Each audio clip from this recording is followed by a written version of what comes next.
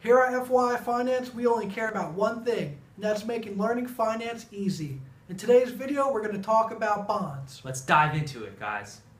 So the first question is, what is a bond? A bond is a way institutions raise capital. It's a form of debt financing. That means they are borrowing money from individuals. So how does all this work? Typically, a local government, city, state, or corporation can issue bonds in order to raise money. Now, like everything in finance, it's not free, so they have to pay a coupon to the investors. Now let's talk about different components of bonds. So the first component we're going to take a look at is the par value, also called the face value. It's typically nice numbers like 1,000, 2,500, and it represents what you'll get back at maturity. The second component is going to be the price. Now, like everything else, bonds can be sold at either a premium or a discount. Think of it like if you're going to the store and you see something that's on sale, it's selling at a discount. Bonds that are in high demand are sold at a premium, hence the higher price, and they're quoted as a percentage of par. The next component we're going to talk about is the coupon. The investor expects a reward, and that's what they get. The coupon is a percentage of par that's paid out to them. Steve, you know why it's called a coupon? Why is that, Mike? Because back in the old days, the bond certificates had these coupons on them. And in order to get paid, you had to go down to the bank and give them the coupon. There you go. Next, we have interest rates. Now, interest rates relate to the pricing of a bond. As interest rates rise, the price of bonds fall. And as interest rates fall, the price of bonds rise. The next component is the term, and this is how long the bond takes to reach maturity.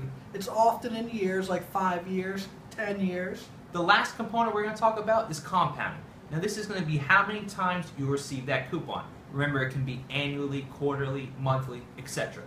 Now let's look at some different types of bonds. The first type of bond we're going to talk about is a municipal bond, commonly referred to as a muni.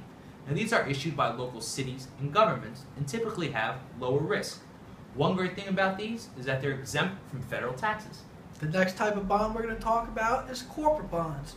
Corporate bonds are issued by corporations as a form of debt financing. They typically offer a greater return because in the bond world, they typically have the greater risk. The final type of bond we're going to talk about are treasury bonds. Now these are broken up into three categories: treasury bills, treasury notes, and treasury bonds. They all have different maturities, and these typically have much lower risk than corporate and municipal bonds. Now let's take a look at bond ratings. Steve, there are three major rating agencies out there: Moody's, Fitch, and Standard & Poor's. Let's look at how a bond gets rated. Let's consider Moody's, for example. Moody's would come in, look at the bond, its characteristics, likelihood it would default, a whole plethora of criteria, and assign it a grade, kind of like in school. The important letter grade here is BAA. Anything above that would be considered investment grade, meaning it's not likely to default. Anything below that would be considered speculative, or commonly referred to as junk bonds. These typically have a higher likelihood of defaulting. We hope you learned a little bit about bonds, and feel free to check out our other videos. Also, keep an eye out for our up-and-coming videos. And thanks again for all your support. What's the reward with bonds? Coupons, baby!